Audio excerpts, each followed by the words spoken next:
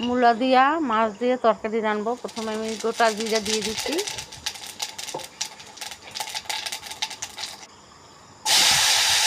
মূলা দিয়ে দিচ্ছি,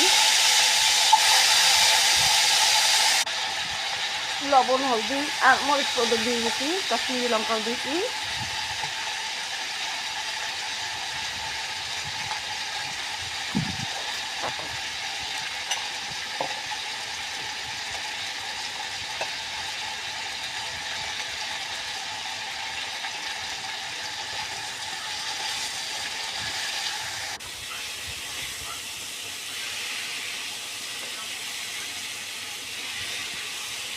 সবজি ভাজা হয়ে গেছে, এবার আমি জল দিয়ে দেবো।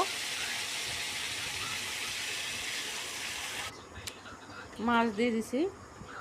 তোমাকে ভালো লাগলে লাইক করে দিও, যে নতুন দেখাবার ভিডিও শেয়ারটা সাবস্ক্রাইব করে দিও। তরকারি হয়ে গেছে।